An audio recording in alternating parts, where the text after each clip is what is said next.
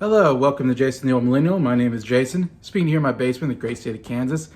And we're doing another What's in the Box, talking about what I put in some boxes from my parents' house, some DVDs and Blu-rays and CDs that I got that they didn't need anymore. So definitely adding a lot to my collection. I'm running out of room already, I think. But anyways, I actually have 2 boxes left to uncover what I put in them. And I thought instead of doing just one, I just do both of them and finish out the series.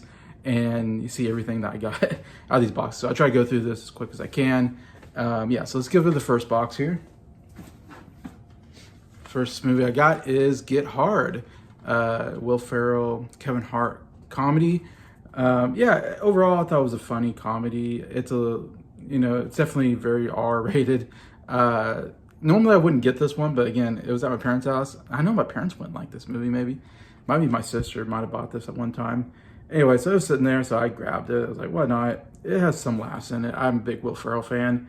And I thought this was a pretty good duo, pretty good, I don't know what you call it, buddy comedy.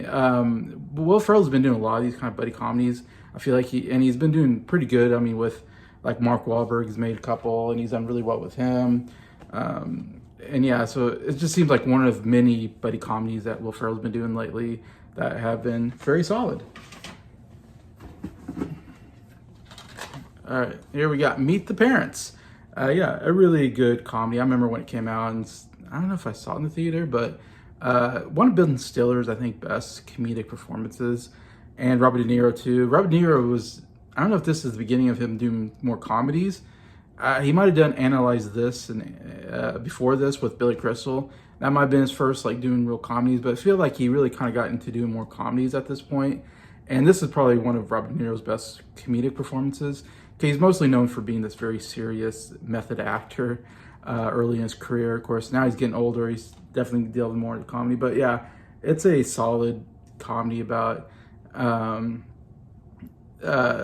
getting to meet your in-laws, and of course it turns out that his new father-in-law or future father-in-law, ex-CIA. It's a funny premise, and Ben Stiller does a very good job, I think, in the lead. And Robert De Niro does really well as well. Like that, you can milk anything with nipples. I got nipples, can you milk me? You know, some great lines like that. Here I got another concert footage. This is John Denver's The Wildlife Concert. I want to say like the last kind of big tour that he did was the Wildlife tour, I think, back in the 90s before he passed away in a plane wreck in like 97 around, that 96, 97 he died. My parents went to the Wildlife concert when it came to Wichita. I didn't go, and I really regret that. I was kind of younger, and I don't know why I didn't care to go for some reason. And now I love John Denver, so I'm like, man, I wish I would have gone to the John Denver concert before he died. Of course, we didn't know he was going to die, and so, man, unfortunate. But yeah, so this is a really good concert footage. It's got, looks like 36 songs on it. Of course, singing a lot of his bigger hits on here and all that. So definitely one I don't mind checking out. More John Denver. I got this Carly Simon one, now I got John Denver. This is a very kind of hidden gem, really solid thriller, and this is Disturbia with Shia LaBeouf. This was right before Shia LaBeouf did Transformers. So, and Shia LaBeouf was kind of more known as a kid actor because he was on a kid TV show that I never watched. I can't remember the name of, but he played kind of more comedic characters on that. And then he started to delve out into more of a leading actor, I guess. At this point, though, he's still, young. He's still like, playing it like a teenager, I think, in here. But anyway, Disturbia is basically kind of a remake of Rear Window. It kind of definitely has the same kind of premise as Rear Window, but they take it even farther as a thriller, I think. And it works really well. Like, I remember when first time seeing this and just being really surprised by how good it was. I was like, wow, I didn't expect it to be that good or anything. But yeah, I feel like thrillers, and it's basically, he's what you call it, house arrest, and he can't leave his house, and so he's spying on his neighbors because he has nothing else to do. And like one neighbor is a really good looking girl that he kind of had a crush on, but then one neighbor is doing things that he starting to think that maybe he's a psychopathic murderer, but you don't really know until the end. You kind of find out what's going on there. And yeah, some really good stuff there. Definitely want to check out if you haven't seen it. Kind of like with Red Eye. Red Eye and Disturbia are kind of these hidden gem thrillers that I really like. Now, I already talked about some of the Road 2 movies. This is a package. It's supposed to be Road to Bali and Road to Rio, except for it only has one disc in it, and that's the Road to Rio one. I already looked at it, and the Road to Bali one's not in there, but I already have the Road to Bali in another DVD package, so that's fine. This kind of just helps complete the collection of all the Road 2 movies. But yeah, another one of those Bob Hope, Bing Crosby comedy duos. And this is the last of the Road 2 movies, the Road to Hong Kong. Yeah, this is the 7th and last movie that they did together. I think it's the only one they did in the 60s, because they started out probably in the 40s. Like the very first Road 2 movie, I'm guessing, is probably like in the 40s. And they did through the 40s and the 50s. And this one was like 1961 or 62, if I remember right. 62, yeah. So it came out in 62. It's the last one. Funny enough, it's not in color. The one before it, The Road to Bali, was in color. It's the only one that's in color. This is the last one. They went back to black and white. But yeah, anyways, I remember it not being very good. And it's definitely, you kind of feel like they're kind of, obviously you do 7 movies with the same premise, you're going to get a little old on the premise. And they kind of felt that way in this one. Like, they really should have started ending that. Good idea they ended the series after that, because they really were getting kind of tiring at that point. The next movie is one of the great sci-fi action sequels, I think, and that is Matrix Reloaded. I saw this movie theater. Man, I was blown away by the action. It has some of the best action scenes I've ever seen in a movie. Some of the best, production designs, where the whole chase scene on the highway is absolutely incredible. One of the greatest action sequences, I guess you can say, of all time. It gets a lot of flack because there's like this one scene with Mr. Smith, the Agent Smith. He duplicates himself, and it's obviously very CGI'd, and that fight is overly CGI'd. It's so obvious. I still kind of like the fight scene. I think it's a cool fight scene overall and how they did it. But yeah, over the years, I used to be a huge Matrix fan, but then I kind of mellowed out over the years, especially because the third one I thought was so disappointing that it kind of ruined the series. And this one doesn't really end on it ends on a very confusing ending that doesn't really make sense. But it was at my parents' house. I was like, might as well grab it. Watch it just for the good action scenes and not for the story. All right. Here's another kind of movie. I don't know. Nobody talks about this movie, but I don't know if anybody remembers this movie, but Battle Los Angeles. I actually saw this in theater with my dad, and we both actually kind of liked it. And in fact, I guess my dad must have bought this, or I bought it. I can't remember buying it, but maybe I bought this. And I like I said, I looked at my parents because I was wanting to get a Blu-ray probably. But yeah, didn't do very well in the theater, I don't think. It wasn't really well received, but I kind of thought it was a cool action thriller. I want to say it's based off maybe a video game or something like that. But it started Aaron Eckhart, and I thought Aaron Eckhart was really good in this movie. And I really like Aaron Eckhart. He's a great actor. Has Michelle Rodriguez in it as well, Bridget Monahan. So some decent, Michael Pena, some decent casts overall. Trying to think, yeah. But it deals with aliens, basically. Basically, aliens have invaded Los Angeles, and Aaron Eckhart's part of like a Marine Corps or something, I don't know.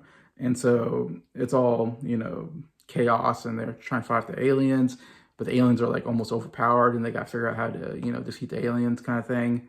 Yeah, not one of the great like action thriller movies dealing with aliens, but I thought it was actually very solid. It is a little, I will say, if I haven't watched it in a while, so if I watch it again, I might not like it, because I do remember there's a lot of shaky cam, which I usually don't like. But I remember there's this highway scene where they have this big battle on a highway with the aliens. I thought was really, really, really well done anyways. And yeah, I don't know. I thought it was a solid movie overall from what I remember seeing it. All right, got Bones season 7, which must be towards the end, because I don't know how many seasons they had, but this is getting towards the end of the series, I'm guessing. It's interesting how I got like 3, but they're all just spread out. It's not in order at all, so I don't know who bought these and why my parents have them, but not in order. So now I got 3 seasons of Bones, so I probably have to go find the other seasons to complete this set. But yeah, another Bones. I thought this was interesting. This is called Star Trek Captain's Log Fan Collective. So this is, you see there's various captains of the Enterprises during different Star Trek shows. And yeah, so this has basically interviews with different actors and actresses that played captains in Star Trek. Anyway, so we get some interviews with them on being captains, which could be interesting. There's a really good documentary that I've seen before with William Shatner, where William Shatner interviews other actors that played the captain in Star Trek. And it's a really good documentary. I don't know if it was on Netflix or something, but it's like called Captain's Log or something like that, or Captain something. Really good documentary where and William Shatner, even though he's like, of course he's the original captain, Captain Captain Kirk in the original Star Trek, he does a really good job interviewing the other, because he knows what it's like to be, in that role. Really cool. But anyways, this I haven't seen before, so I'm interested in seeing what all that is. Plus, we get episodes from all the different Star Trek shows. And we basically get what's called I think these are all shows that are supposed to showcase the captain as kind of a good episode for the captain of each show. And so there's 5 discs, and each disc concentrates on a different captain. And basically you get one episode, which is the pick of the actor that played the captain, gets to pick one episode. And then you get like 2 episodes that are fan picks. Now, how the fan picks it, I don't know. So you get 3 episodes of Star Trek for the 3 different shows, including, Star Trek, the original series, Star Trek Next Generation, Star Trek Voyager, Star Trek Deep Space Nine, and it looks like Star Trek Enterprise. So those 5 different Star Trek shows. Me personally, I've seen Star Trek the original series, and I've seen Star Trek Next Generation. I was a huge fan of Next Generation, definitely my favorite. Voyager, I've seen like 2 or 3 seasons of that. I haven't seen the whole series. I've been meaning to watch the whole series at some point, but I thought that was a pretty good show overall. I have not watched Deep Space Nine or Enterprise, so I don't know much about those shows. All right, this next looks like the last I got in this box is a pretty cool thing that I bought for my dad, actually, for like his birthday or something. And this is the Kansas City Royals 1985 World Series Collector Edition. 1985, the Kansas City Royals won the World Series. Anyway, so this has every single game. All the discs are a different game. There's like, they played 6 or 7 games before they won the World Series or something. So you can watch every World Series game in total and see how the Royals won. Anyway, so, and I watched this with my dad. I bought this for my dad because of course, because I was only 2 years old when the Royals won, so I don't have any memory of it, but I did get to see him win in 2015, which was really awesome. And of course, George Brett, my dad always talked about how great George Brett. In fact, when I was a kid, I used to watch more Kansas City Royals. My dad and I used to watch Royals games more, and we've been to the seeing the live. I've seen probably 3 or 4 live games in my life. I haven't been in a long time, but George Brett was, of course, he's the all-time greatest Royals player. I mean, no one's probably ever going to beat what he did for the Royals. And so I've always grew up a really huge George Brett fan because my dad was a big George Brett fan. Anyway, so it's really cool to see George Brett, playing during his prime here in this series. So I don't know. Again, I watched it with my dad, and I don't think my dad has watched it since, probably because my dad doesn't usually watch, like I said, DVDs and stuff like that. And I haven't seen it since, but there's a couple special features on here, nothing real great, but still, it's cool to have this in my collection, like to remember the good old days when the Royals were really, really good. I tried looking for the 2015, I think, one time, but it seemed like they must have only made limited editions, because I think I looked up on Amazon to see if I can get the 2015 one, and it seemed like it was up for like hundreds and hundreds of dollars. Like it's so rare that they just upped the price just astronomically, where it's like, there's no way I can buy that. Which is too bad. It'd be cool to have both collections.